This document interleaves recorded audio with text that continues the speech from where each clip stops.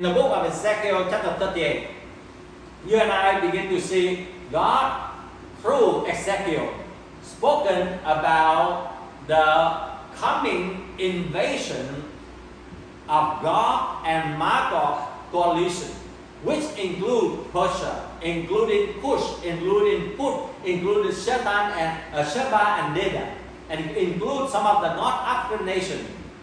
What are those countries? Is this coalition have been formed? Let's begin to learn about Gog and Magog. Let us know what is it and why is it coalition is going to be very powerful. Now, in Ezekiel chapter 38 from verse 1 to 6, Gog, or we call the chief prince, command Ezekiel to prophesy. Our God command Ezekiel to prophesy against Gog, the chief prince or the leader of Magog and the allies. And then in verse number 7 to verse 9, we see that the Gog's coalition, not God, Gog coalition comes like a storm from the north after many years. And they begin to attack a peaceful Israel.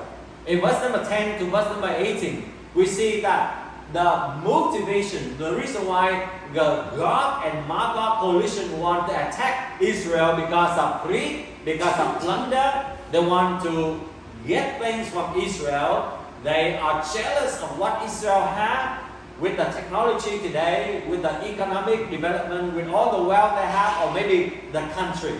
And because of the hatred. In verse number 17 to verse 23, we see that God begins to declare His opposition and His intervention through the natural phenomenon and through the confusion of the invaders. So that is a recap and a summary of the book of Ezekiel chapter 38. So that we will begin to see that this prophecy already spoken more than 2,500 years ago, almost 2,600 years. Now God, according to Ezekiel chapter 38 verse 2, we just read a while ago, is a chief prince of a powerful leader in the end time. So the name God is not the land or the country or the region, but it refers to a leader. And for sure, in this modern time, if we want to have a coalition, there must be a powerful leader. Who could be that leader? Or who could be called as God? And here we see that is mentioned Magog, or the land of God, right? So meaning to say the leaders would be the leaders or the president or the prime minister of this country or of this nation. So Magog was the son of Japheth, and Magog became the founder of the northern and the northeastern nation. Could you please guess which country is in the north and northeastern of Israel? Russia. Yes, we know that it's Russia, or maybe also Ukraine, right? Of course, Russia, we know. Russia, it is the region of north of Israel, generally referred to as Russia, and some part of the Central Asia. And some of the study even include some part of China. And it is very interesting.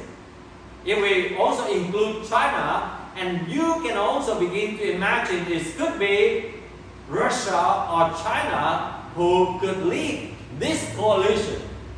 And many of the explanations today even begin to point to the role of China in Magog as well. It's a coalition between this nation in Russia, Central Asia.